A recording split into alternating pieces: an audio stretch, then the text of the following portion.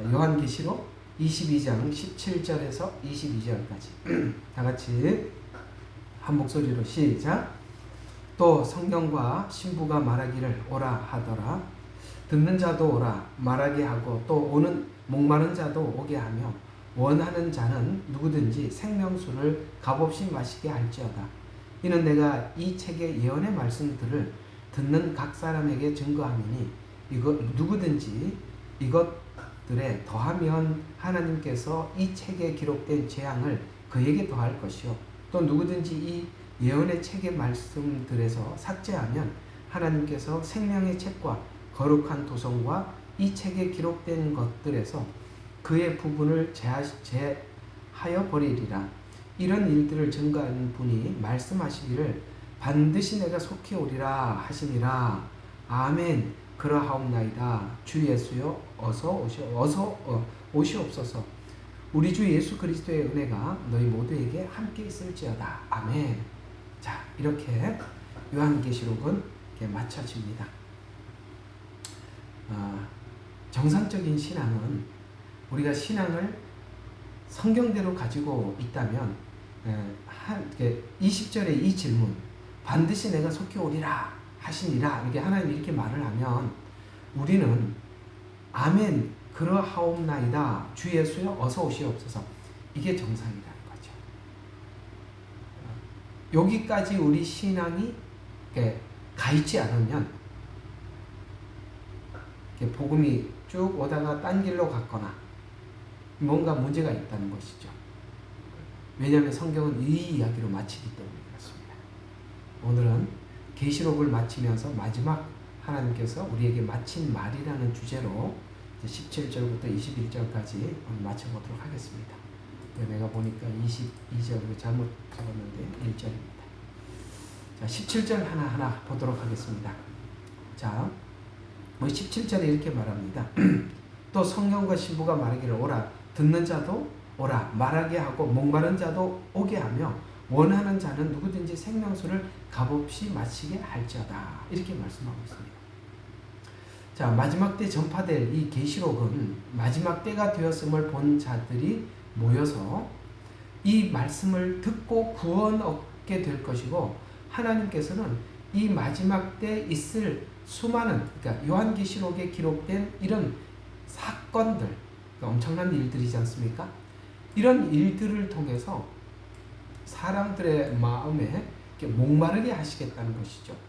그래서 그 목마르다는 것은 하나님 앞으로 이제 환난의 시간이 막 닥쳐와서 사람들이 막 이런 일이 닥쳐올 때 도대체 이 하나님께서 왜 그렇게 하시는지 아마도 정신을 덜 차렸던 성도들이나 또 세상에 있는 많은 사람들 하나님께서 부르시려고 하는 많은 사람들은 목이 말라 있을 것입니다.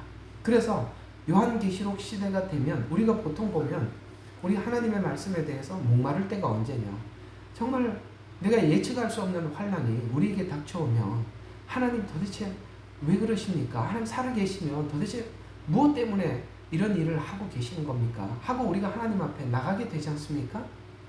우리가 이렇게 환난들이 하나님 앞에 나가게 되듯이 이 요한계시록 시대가 되어서 많은 환난이 닥쳐오면 사람들에게 목이 마를 거래요. 그래서 목마른 사람들은 오라.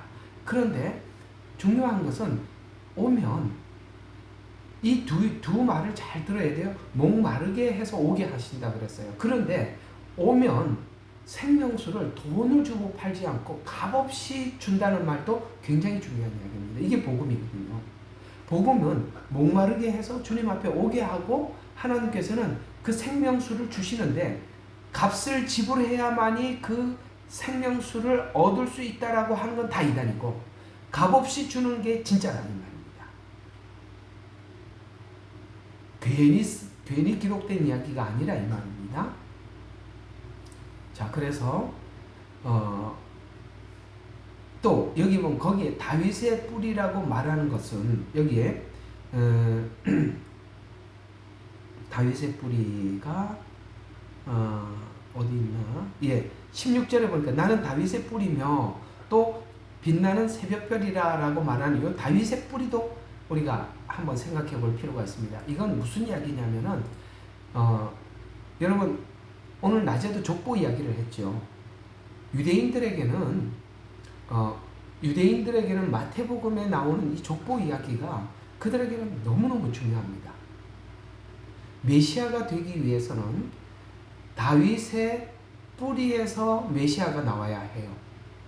그런데 다윗의 뿌리가 아니면 누구든지 메시아를 맞이할 수가 없어요. 왜냐하면 하나님께서 아브라함과 다윗과 예수 그리스도의 세계라 이렇게 말씀하셨거든요. 아브라함에게 다윗에게 언약한 메시아. 이렇기 때문에 이 다윗의 뿌리라고 하는 것은 족보를 이야기하기도 하고, 또 하나는 요한계시록에 보면 계시록 12장에 여인의 후손 이렇게 나옵니다. 그 여인의 후손은 다윗의 뿔에서 난 메시아거든요. 그래서 특히 이 다윗의 뿔이라고 표현하는 이유는 뭐냐면 특히 유대인들이 기다리는 메시아임을 상징하는 것입니다. 특별히 여기 요한계시록은 후 3년 반이 많은 유대인들이 돌아올 것이라고 제가 말씀을 드린 적이 있습니다. 이들은 드디어 다윗의 뿌리로 오셨던 2000년 전에 오셨던 메시아를 보는 눈이 열리게 될 것입니다. 그래서 이 다윗의 뿌리라는 이 단어가 여기 들어가 있는 것은, 이 문장이 들어가 있는 것은 바로 유대인들이 기다리는 메시아인 것을 상징하는 것으로 마지막 때 특별히 7년 환란기 시기에는 유대인들이 많이 돌아올 것을 이제 마무리하면서 정리해주고 있는 것입니다. 유대인들이 가진 구약을 통해서 마지막 때를 인식하게 될 것이고, 마지막 때를 인식한 사람 유대인들은 2000년 전에 오셨던 초림복음이 그래서 중요한 거예요. 재림복음은 초림복음을 소화한 사람이 속히 가리라 라는 말도 이해하게 되고, 아멘 주 예수여 어서 오시옵소서라는 이 말도 이 초림복음에 대한 이해가 없는 사람은 아멘 주 예수여 어서 오시옵소서라는 말이 나오는 게 아니라 이 마지막 때가 두려워서 못 사는 겁니다. 이 초림복음에 자유가 있고 초림복음에 구원이 있기 때문에 그렇습니다. 이해가 가시죠? 이제 알아들으실 줄로 압니다. 그래서 이 마지막 때를 인식한 유대인들은 다윗의 후손으로 오신 마태복음의 족보를 확인하고 그들은 많이 돌아오게 될 것입니다. 17절도 보면 성령과 신부가 말하기를 오라 하더라 이렇게 말씀하고 있습니다.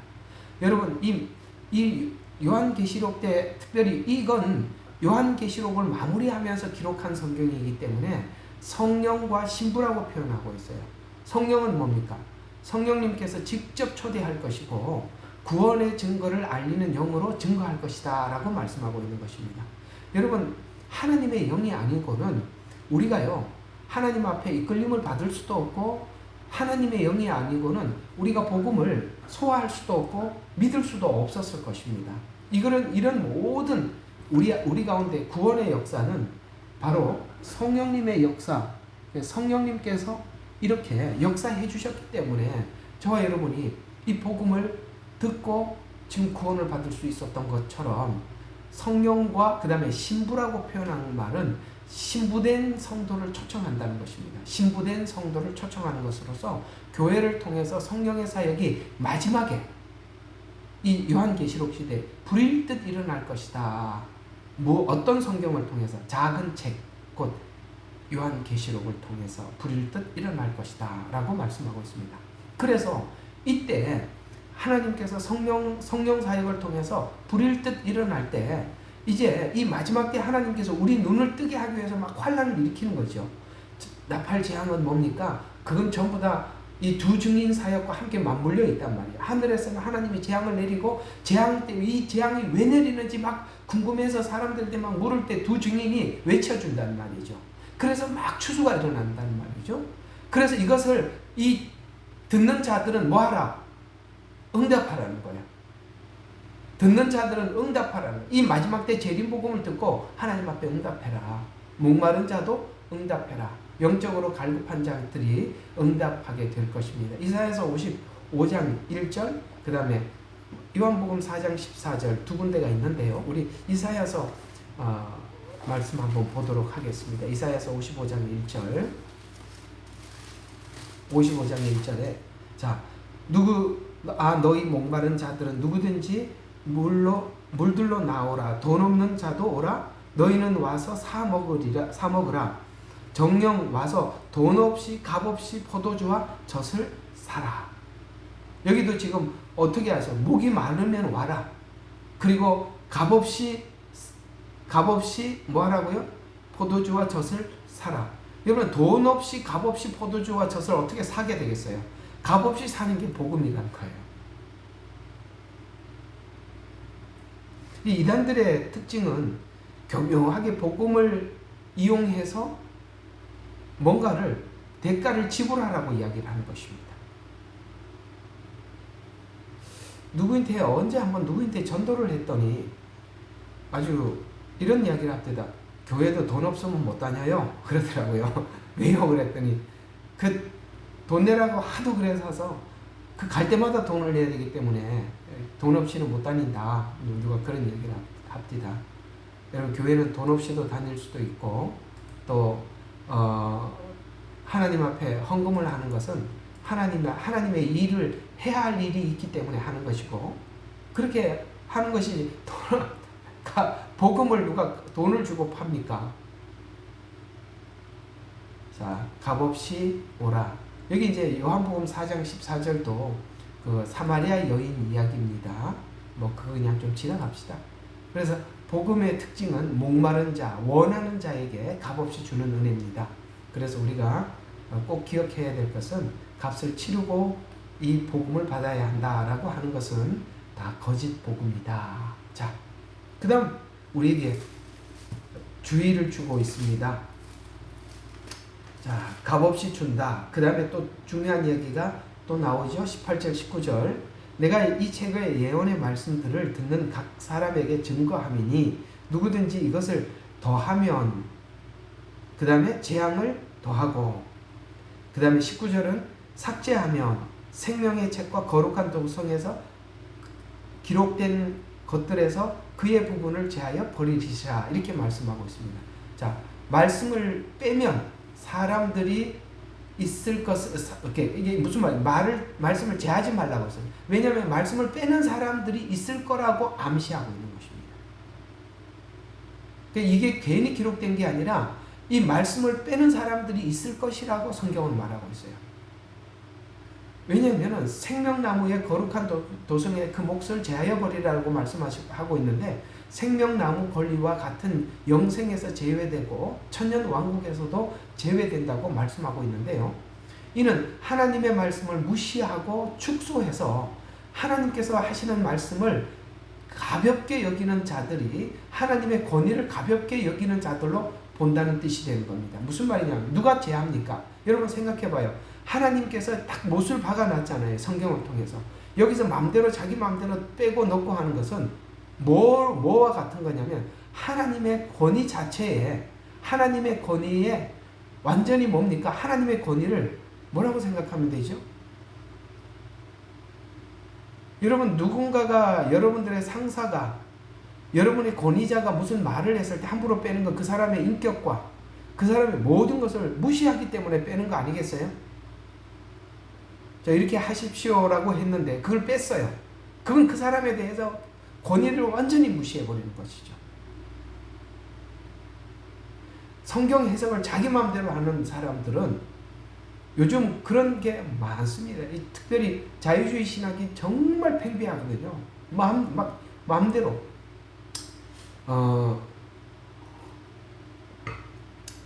김철 홍가 이런 기억이 잘 안 나는데 장신대 교수님이신데 그분이 그 현대 신학에 대해서 강의를 한 걸 제가 유튜브에서 한번 쭉 들어보면서 많이 공감이 갔습니다. 그분은 굉장히 정확하게 신학의 문제점을 꿰뚫고 있더라고요. 근데 이제 그분이 그런 이야기예요. 이 교회 이제 신학교에서 강의하는 이제 교수님이다 보니까 이 신학교에서 너무나도 이 신학이 왜곡이 돼서 너무 이상한 그 복음을 전하는데, 이제 자기도 이제 졸업한 동기들이 있을 거 아니에요. 졸업한 동기들 카톡방이 있어요. 그 카톡방에다가 이제 그 신학적인 이제 논쟁이 붙었어요. 동기들하고. 그래서 이 이제 논쟁이 붙어가지고 이제 이 목사님은 보수 신학이고 이제 저희들과 같이 같은 방향에서 성경을 해석하시는 분이세요. 그러니까 지금 이 노동운동이나 이런 사회주의 운동들이 자유신학에 의해서 이렇게 퍼져나갔다는 걸 너무나도 잘 아세요. 그래서 이제 동기들하고 이제 이게 논쟁이 붙었는 거예요. 근데 자기 편이 아무도 없는 거야. 자기 혼자예요. 와, 그 많은 동기들 중에 이렇게 무식하고 무지하더라는 거예요. 제가 볼 때는 그 교수님 말이 다 옳아요. 근데 동기들이 그걸 이해를 못하는 거예요. 근데 왜 그런가 하고 분석을 해봤더니 본인들은 그게 자유주의 신학인지도 모르고 알고 있더라는 거예요. 자기가 배운 신학이 이런 문제가 있다는 거예요. 그들이 좌파라서 좌파가 아니라 뭐 좌파가 뭔지 우파가 뭔지 뭐 자유주의 신학이 뭔지 보수 신학이 뭔지 그냥 아무것도 모른대. 그냥 학교에서 배운 대로 하고. 내가 이렇게 저도 여기 와서 한동안 목사님들을 제가 성경 공부를 가르쳐 보려고 했는데, 야, 태클을 계속 거는데 신학교에서 그렇게 가르치지 않았느냐, 우리 학교에서 그렇게 안 배웠었느냐, 계속 그렇게 태클을 걸어서 하다가 내가 중간에 그만둬 버렸어요. 우리 학교에서 그렇게 안 배웠다는 거야. 그래서 내가 잘못 배웠다고 가르쳐 주는데 받아들이지를 않아요. 그러니까 그분이 딱 보니까 그 교수님 말이 이해가 가요. 이 사람이 몰라서 그래요. 배운 대로 학교에서 배운 게 정석이라고 생각을 하고 있는 거예요. 성경의 말씀을 왜 빼고 더하고 자기 마음대로 막 짜깁기 하느냐. 누구는 고의적으로 그러고 있고 누구는 몰라서 그러는데, 몰라서 그러는 사람이 대부분이라는 거예요. 그래서 여러분들이 그 설교를 들을 때 그래서 답답한 겁니다. 그 사람들이 대부분 뭐가 뭔지 분별을 못하고 있어요. 몰라서 그러는 겁니다. 또 여기 보면 더하면 기록된 재앙에 그에게 더할 것이다 라고 말씀하고 있습니다. 계시록에 기록된 재앙들이 있죠. 7 대접, 그 다음에 나팔, 그 다음에 인재앙, 이런 것들이 심판이죠. 그래서 더하는 사람에게 임할 경고를 말하고 있습니다. 여러분, 나팔을 불면서 나팔 재앙이 있을 때는 회개하고 주님 앞에 돌아오라고 부르는 나팔이고 재앙들이지 않습니까? 그걸 회개하라고 하나님께서 경고하는 것이라는 것을 알지 못하면은 계속 하나님 앞에 첫 번째 나팔, 두 번째 나팔 계속 재앙만 더할 뿐이에요. 그게 넘어가서 나중에는 대접재앙으로 넘어가는데, 이거 하나님이 왜 그러는지 모르니까 계속 그냥 재앙만 더할 뿐이에요. 이해가 가시죠? 쉽게 말해서 우리가 맞아도 하나님 앞에 그렇게 두들겨 맞아도 왜 맞는지 모르고 계속 맞기만 할 뿐이라는 거예요. 참 답답한 노릇이잖아요. 그래서 재앙이 더할 것이다 라고 말씀하고 있습니다. 이런 말씀을 왜곡하거나 자신만의 해석으로 진리를 변질시키는 자들에게 하나님의 엄중한 심판이 있을 것이라고 말씀하고 있는데, 문제는 이런 사람들이 하나님의 심판을 해도 왜 심판을 하는지 복음을 모르니까 돌아올 길이 없는 거예요. 그러니까 두들겨 맞기만 하는 거예요. 왜 그러냐? 예수를 믿었는데도 왜 그러느냐? 복음이 설명하고 있는 본질을 모르니까 뭘 해도 모르는 거예요. 그러니까 여러분들이 순수한 복음을 듣고 준비하는 것과 복음에 대한 이해가 없이 살아가는 것은, 그러니까 여러분들 이렇게 설교를 들으면서 참 여러분들에게 많은 답이 되었으리라 생각합니다.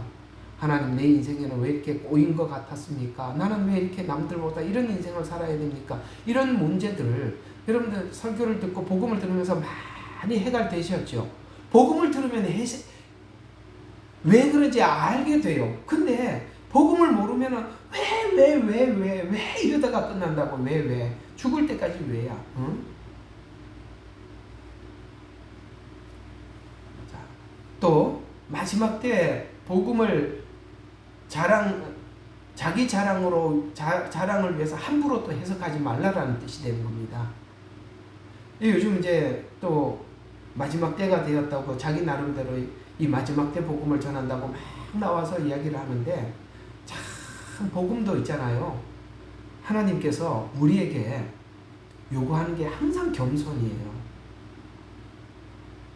우리가 성경을 보다가 잘못 볼 수가 있다는 것을 겸손한 사람만이 수긍하는 것이지, 교만한 사람들은 끝까지 자기가 틀려도 맞다고 끝까지 우겨서 틀린 복음을 끝까지 전하면서도 몰라요.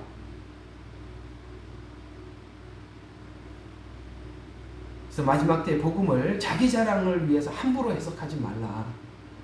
예언 성취 시간이 되면 자연스럽게 해석될 것이다. 그래서 내가 미리 이걸, 요즘은 이렇게 보면은 누가 이렇게 내가 보면 그런 분들이 많아. 요한계시록을 해석은 시작을 했는데 자기가 해석한 것 때문에 함정에 빠져 있는 분들이 많아. 괜히 그 사람이 괜히 요한계시록 시작해가지고 예언서 시작해갖고 함정에 빠져서 나오지를 못해. 왜? 사람들이 자꾸 다음은 뭔데요? 자꾸 물어대는데 모르니까 또 갖다 붙여야 되고 또 갖다 붙여야 되고, 그러다 보니까 뭐 자기 마음대로 갖다 붙이다 보니까 지금이 뭐 세 번째 나팔재앙이니 뭐 그 다음에 지금 대접장에 들어왔느니, 그래서 왜 그러냐고 물어보면 자 봐라 저기 홍수가 났잖냐, 저기는 지금 뭐 어디 가니까 바다가 피바다가 됐다고 그러더라, 뭐 지금 전쟁, 그거 다 억지로 갖다 붙이는 거예요. 왜? 자꾸 물어대잖아. 그러니까 안 했으면 그러지 안 해도 되는데 괜히 해가지고 사람들이 자꾸 물어대니까 대답은 안 할 수는 없고 자꾸 대답을 하다 보니까 끌어 붙이는, 나중에 거기서 어떻게 헤어나올지 모르겠어요. 그러니까 안 하는 게 그게 한계 저주라고요. 안 하는 게 낫다. 하나님이 안 열어주면 안 하면 되는데, 맞죠? 사람들이 자꾸 물어대니까 거기다 맞춰주려고 하다가 그렇게 돼요. 그래서 함부로 해석하지 말라는 거예요. 예언의 성취는 그 시간이 되면 자연스럽게 모두 다 알게 될 겁니다. 그래서 계시는 성령님께서 주신 말씀이기 때문에, 잘 들어요. 예수님께서 성령님을 통해서 알려준 만큼만 전하는 거예요. 설교자가 사람들에게 자기 과실을 위해서 설교 준비를 해서 자기가 하나님이 알려주지 않는 것 이상을 자기 마음대로 편집해서 전하고 그러다 나중에 자기 딜레마에 빠져버리는 거예요. 자기 딜레마에. 이런 신학생들, 신학교 졸업하고 이렇게 목회하시는 분들 중에 이런 제자들이 있어서 내가 한번 되게 뭐라 그랬어요. 학교 다닐 때. 그때는 뭐 한국에서 강의할 때인데, 어떤 분이 어떻게 학교 다니면서부터 목회를 시작하게 됐어요. 내가 고민이 있다면서 이제 제게 물었어요. 무슨 고민이냐라고 물어봤더니, 자기는 설교 딜레마에 빠졌다는 거야. 그래서 왜 그렇게 됐냐 물어봤더니, 매번 이 목사 설교, 저 목사 설교, 유명하고 괜찮은 설교들을 막 갖다가 설교는 많이 했는데, 설교 속에 그 각 목사님들마다 각자가 가지고 있는 신학적 배경이 있어요. 근데 막 어느 때는 성도들이 들어보면 저분이 오늘 설교는 좀 예정론으로 설교한 것 같다라는 감이 오고, 어느 날은 또 설교는 알미니안주의 같고, 그러니까 성도들이 이제 헷갈리기 시작해 자꾸 묻기 시작하는데 본인이 모르니까 대답을 못하는 거야. 괜히 사람들한테 한번 그냥 자극적인, 또 사람들한테 감동적인 설교 한번 해준다고 유명한 설교집 가지고 설교는 많이 해놨는데 자기 게 없으니까 나중에 성도들이 막 이렇게 물어대는데 이거 어떻게 정리해야 될지 모르겠어요. 그래서 내가 거기서 목회하지 말고 빨리 도망가라 딴 데로 했어요. 하면 할수록 함정에 빠진다. 그래서 되게 뭐라 그랬어요. 앞으로 설교할 때 설교는 밥 하는 거하고 똑같은 거다. 밥을 하다가 오늘 죽을 썼으면 죽 그대로 줘. 성도들에게 죽을 주라니까. 오늘 밥을 태웠어. 그러면 그냥 태운 밥 그대로 줘. 그래야 자기 설교가 나오는 거야. 그래서 내가 야단을 좀 쳤어요. 남의 설교 하다 보면 평생 남의 설교하게 되고, 너는 뭘 전하는지도 모르고 평생 그냥 앵무새처럼 산다. 그러니 죽을 썼을 때는 죽 그대로 써줘라. 저도 설교 죽 많이 썼습니다. 설교 죽을 썼는데 앞에서 은혜 받았습니다. 그러면 얼굴을 이렇게 보면 그저 목사님 오늘 분명히 죽을 썼는데 이 말이라도 해드려야지 하고 하는 게 딱 느껴지면 얼마나 창피한지 아세요? 성도들이 그래도 생각해 준다고 은혜 많이 받았습니다. 목사님 용기 내세요. 그게 무슨 말인지 알잖아요. 그러면 이게 얼마나 창피한지 몰라요. 정말 저는요, 설교하다가 죽스 갖고 정말 그런 적이 있습니다. 설교를 하는데 안 풀리는 거야. 내가 생각해도 말이 이게 풀어지질 않아. 가다가 막히고 일로 가도 막히고 절로 가도 나중에는 땀이 나는 거예요. 야, 진짜 내가 보니 끝나자마자 그냥 도망가고 싶은데 도망도 못 가겠고 문 앞에 서서 성도들은 그냥 그저 위로한다고 은혜 많이 받았습니다 하고 시붓고 가는데 와, 다음번에 어떻게 또 이 강단에 올라가나. 그래서 하나님께서 그런 마음을 주시더라고요. 그것도 중요한 경험이다.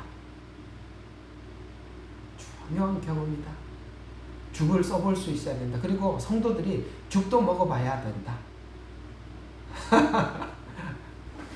태운 밥도 먹고 죽도 먹고 우리가 그렇게 모든 것을 잘 먹을 수 있어야지.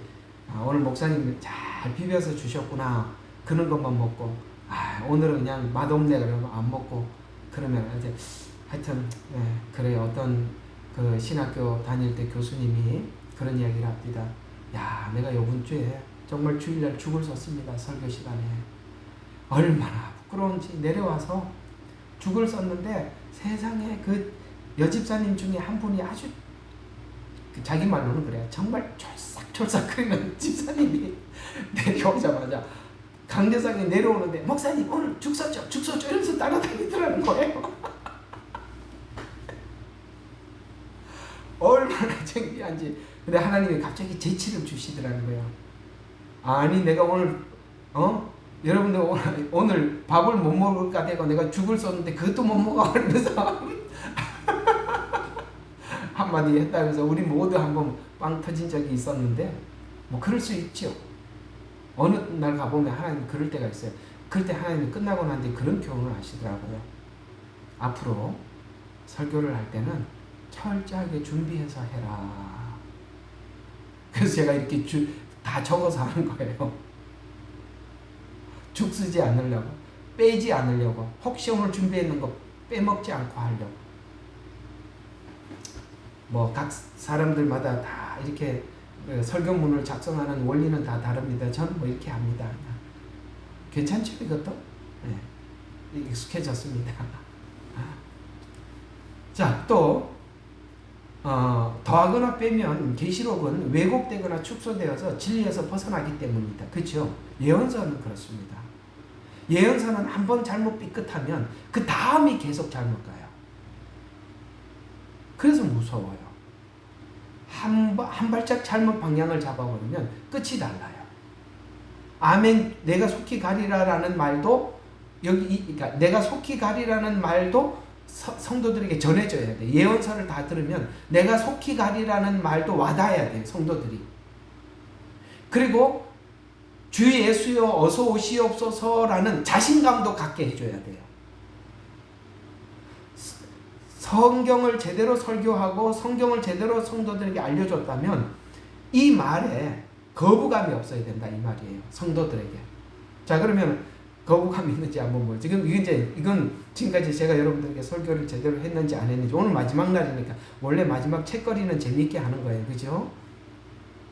자, 제가 설교를 여러분들에게 복음대로 잘 했는지 안 했는지를 제가 오늘 이 질문으로 여러분 스스로 자문자답을 하셔서 이 자문자답에 긍정적이라면 제가 여러분들에게 지금까지 설교를 제대로 복음대로 잘 한 거고, 아니면 제가 문제가 있는 건데, 자, 오늘 20절의 질문이 그겁니다. 내가 반드시 속히 오리라 라는 말에 대해서 맞아, 주님이 오시는 거야, 오신다고 하셨어. 이 말에 모두 다 공감하십니까? 그러면 여러분들이 지금까지 저에게 복음을 잘 들은 것입니다. 왜 오셔? 왜 온대? 이러면 이게 잘못된 거죠. 진짜 온대? 이러면은 진짜 곤란한 거예요. 두 번째, 여러분들도 온대, 어쩌지? 이렇게 하면 제가 지금까지 잘못 설명한 거예요. 아멘 주 예수 어서 오시옵소서 이렇게 하면 전 여러분들에게 성경 66권을 잘 설명해 드린 겁니다. 이게 끝이거든요. 이 두 가지 질문에 대해서 여러분들이 긍정하신다면 제대로 배운 것이고, 이건 지금 여기서 나는 이게 수용할 수 없다 그러면은 이게 문제가 있는 겁니다. 재밌죠? 이 질문에서 끝이 난다는 게. 자, 그 다음에 이 글을 기록한 분이 예수님을 증언하면서 계시록과 같은 예언이 변질되는 것은 복음의 주체이신 예수님이 변질되었기 때문이다 라고 말씀하고 있습니다. 아까 그 질문들 말이에요. 예수님에 대해서 잘 설명을 안 되면 오기를 기다려야 되고 그분을 맞이해야 된다는 것이죠. 왜? 성경 주체가 예수님이기 때문에. 복음이 변질되어 있으면 계시록은 당연히 변질된다. 따라서 예언의 해석은 복음의 기초가 탄탄한 자에게 예언이 열리는 겁니다. 그러니까 복음이 탄탄해야 예언도 제대로 열리는 것이지, 초림 복음은 이해가 분명하지 않은 상태에서는 재림 복음이 절대로 탄탄하게 정확하게 할 수가 없다. 주 예수여 어서 오시옵소서는 재림이 이렇게 주님이 오신답니다라는 예언서가 아니라 복음서 때문에 오시옵소서가 나오는 거예요. 맞죠? 복음서 때문에 오시옵소서라고 고백이 되는 것이지 재림 복음이 오시옵소서는 아니잖아요. 속히 가리라는 예언서지요. 오시옵소서는 복음서예요. 그러니까 복음이 탄탄하게 준비되어야 재림 복음이 완벽하다는 거예요. 예언서가 완벽하다는 이야기가 되는 겁니다. 그래서 말씀에 충실하지 않는 자는 하나님의 생명과 구원에서 제외되고, 이 은혜는 말씀을 믿고 순종하는 자만이 구원의 은혜를 누릴 수 있음을 강조하고 있습니다. 그래서 말씀을 있는 그대로 받고 해석하고 보존해라. 참 중요한 겁니다. 그래서 말씀 그대로 받아라. 말씀 그대로 해석해라. 그대로 보존하고 믿어라. 성경이 가장 권위 있는 책이며 권위자의 말씀을 따라 살아가라 라는 이야기가 되는 것입니다. 자, 그 다음에 마지막 20절과 21절. 복음을 받고 계시를 믿는 자의 신앙 고백에서 나올 수밖에 없는 당연한 고백. 아까 말씀드린 것처럼 계시록의 기록 목적은 예수님을 기다리고 만나기 위한 것이기 때문에 복음의 마지막 신앙 고백이기 때문입니다. 예수님의 재림의 약속은 진실로 속히 오리라. 그 재림에 대해서 하나님의 또다시 한번 확고한 약속을 약속하면서 구원의 완성과 심판의 성취를 보증하는 핵심 선언이죠.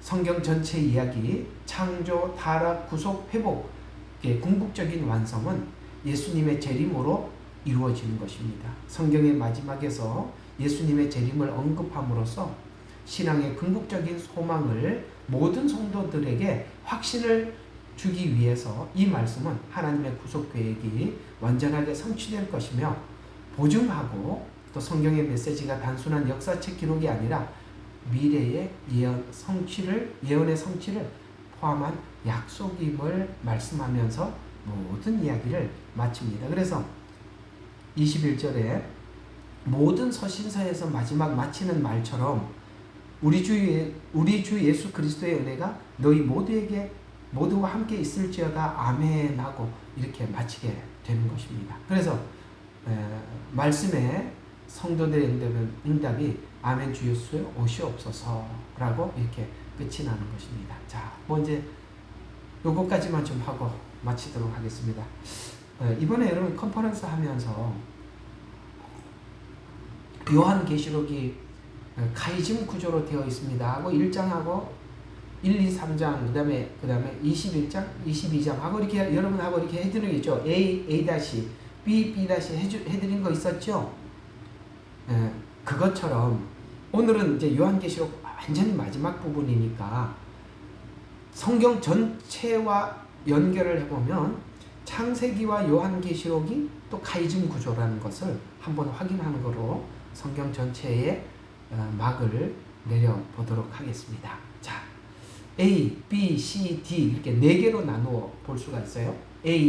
A와 A 다시 여기 이제 보이시죠? 요 그림 제 마우스 보이시죠? 여기는 A입니다. 근데 여기는 A 다시예요. 요거 B죠? 그다음 B 다시입니다. 이렇게 보자는 거예요. 그렇게 보면 창세기와 요한계시록에는 4가지가 카이즘 구조로 이 4가지가 선명하게 눈에 보여요. 그게 뭐냐면 창세기 1, 2장과 요한계시록 22장이에요. 신기하죠? 창세기 1, 2장은 성경의 출발입니다. 22장은 성경의 마지막이죠. 근데 여기는 뭐가 있어요? 창조와 완전함. 근데 새 창조와 완전함. 이거는 뭡니까? 지금 시간의 시작. 이거는 영원의 시작. 시작은 같으나 시간이 있는 시작. 이거는 시간이 없는 시작. 그래서 요한계시록은 요한이 기록했고 요한은 시간이 없는 시작을 태초에 말씀이 계시니라 이렇게 시작했어요. 말씀이 하나님과 함께 계셨으니 말씀은 곧 하나님이라 이렇게 말씀하고 태초 여기 말하는 태초는 뭡니까? 새 창조를 이야기하는 것입니다. 그래서 창세기 1, 2장과 요한계시록 21장과 22장이 이렇게 카이즘 구조로 한 세트예요. 그러니까 성경은 여기서 문제를 제기해 놓고 여기서 완성을 하죠.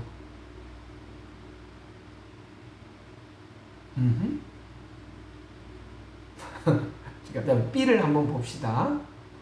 B를 보면 죄와 타락 창세기 3장입니다. 그 다음에 여기는 B 요한계시록 22장. 여기는 뭐니까 죄와 타락 그 다음에 생명나무 치유. 타락을 치유해 주셨어요. 자, 타락을 치유해 주셨습니다. C를 한번 보겠습니다. 죄로 인해서 뭡니까? 3장은 고통과 저주가 임하게 되었죠. C는 뭡니까? 고통과 저주를 준 장본인이 누구죠? 사단입니다. 여기서 사단이 패배함으로 인해서 고통과 저주의 근원을 하나님께서 해결해 주셨죠. 자, 이 모든 것이 무엇 때문에 됐는지 아셔야 돼요. 4번째는 뭐죠? 하나님의 약속이에요. 여자의 후손.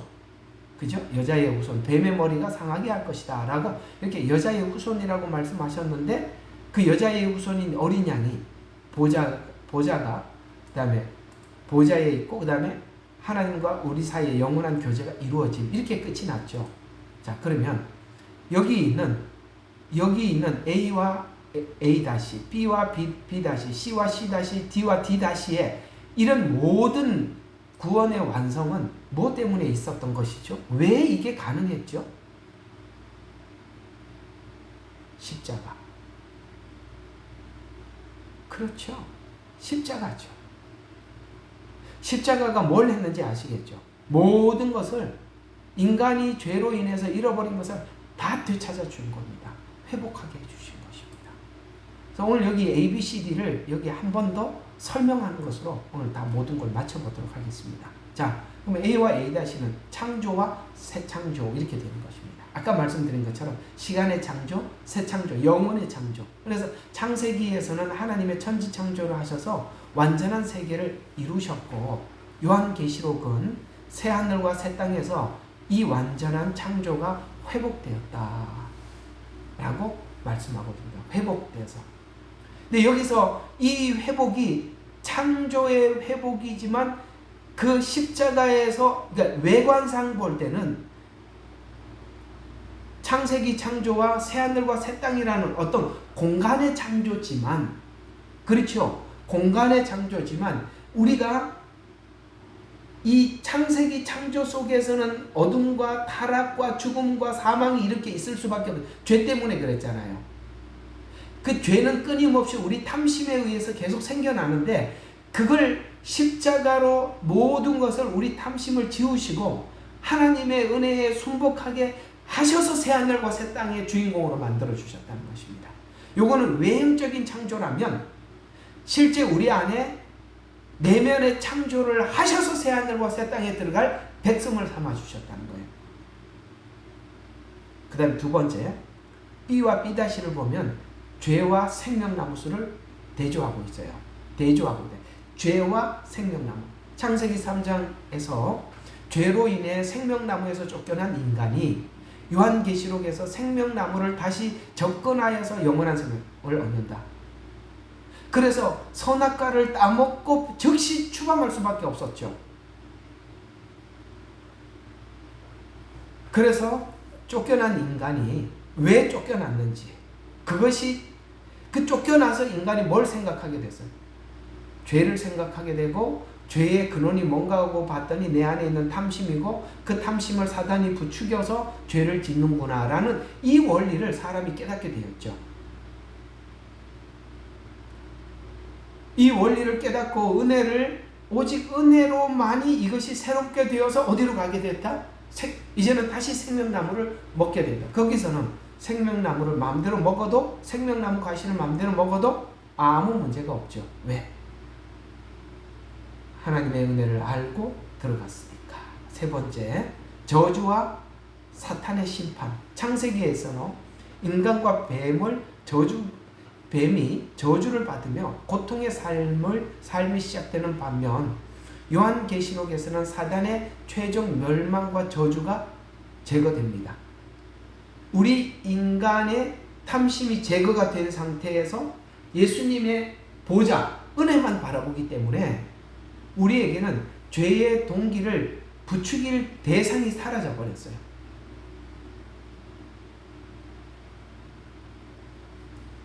하나님의 큰 그림을 창세기와 요한계시록 안에서 볼 수 있어야 되는 겁니다.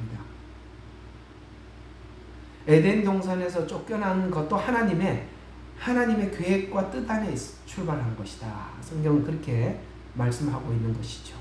D와 D-를 보면 구속의 약속과 완성입니다. 약속. 그 약속하신 이가 완성을 했죠. 그 사이에 사람이 개입한 게 없다는 거 아시죠? 사람이 한 게 없다는 거예요. 하나님께서 믿음을 준 만큼 우리가 신앙 고백만 했을 뿐이지. 그것이 행위는 아니잖아요. 하나님이 주신 은혜에 반응했을 뿐이지.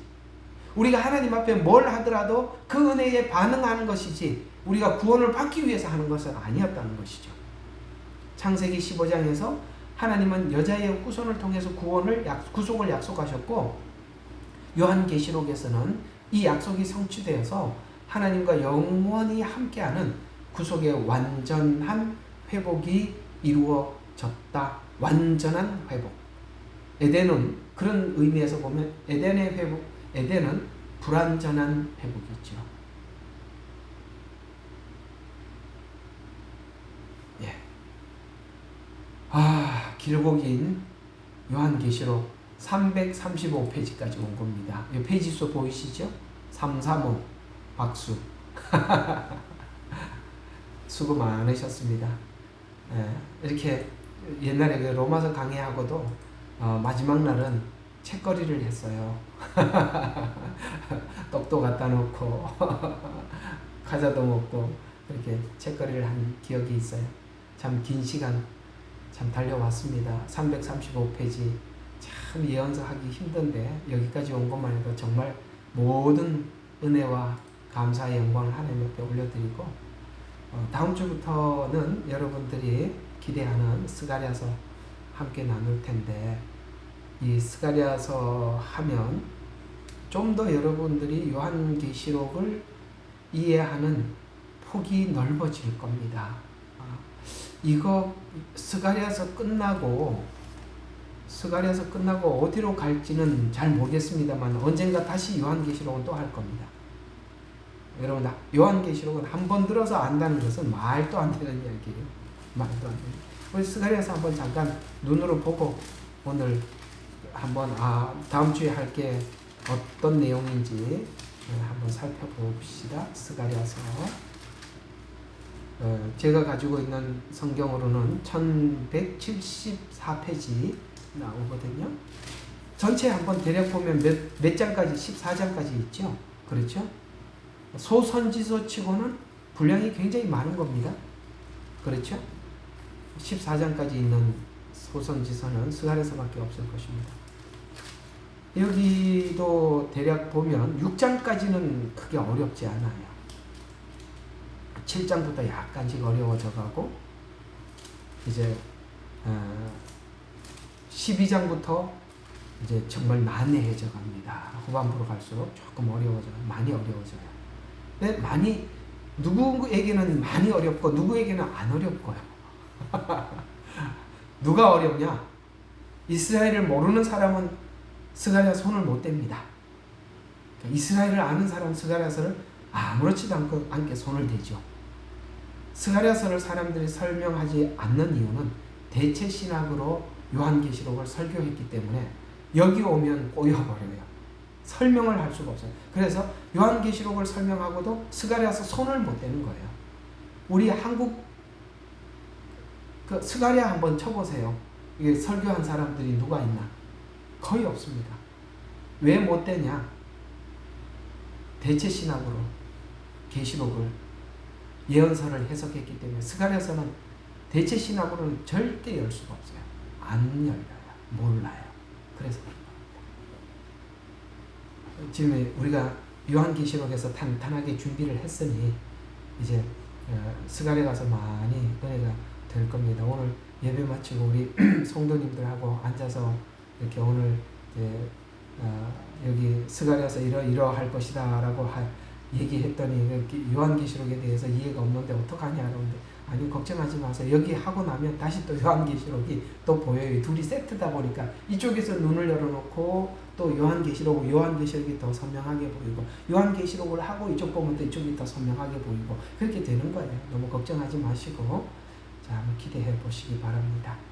이전에 소선지서 강의하면서 스가랴서 많이 한번 다룬 적이 있긴 하는데 후반부를 좀 다루었어요. 전반부는 많이 안 다뤘었거든요. 자 다음 주부터 좀 기대하시기 바라고 어쨌든 계시록 하느라고 수고들 많으셨습니다. 끝나고 그냥 얼굴 좀 보고 이렇게 좀 인사 좀 하고 가세요. 툭툭툭 나가지 말고 우리 이제 다들 얼굴 감출 것 없어요. 컨퍼런스 와서 다 봤는데 뭘 다 알아요 누군지 이름만 봐도 이제는 딱 보면 아이고 그래 이분 그래 그분이구나 그냥 착착착 알잖아요 이제 그죠? 그래서 우리 좀 친밀하게 갑시다. 기도하고 마칠게요. 일단은 하나님 감사합니다. 요한계시록 하나님께서 22장까지 참 와서 너무나도 감사합니다.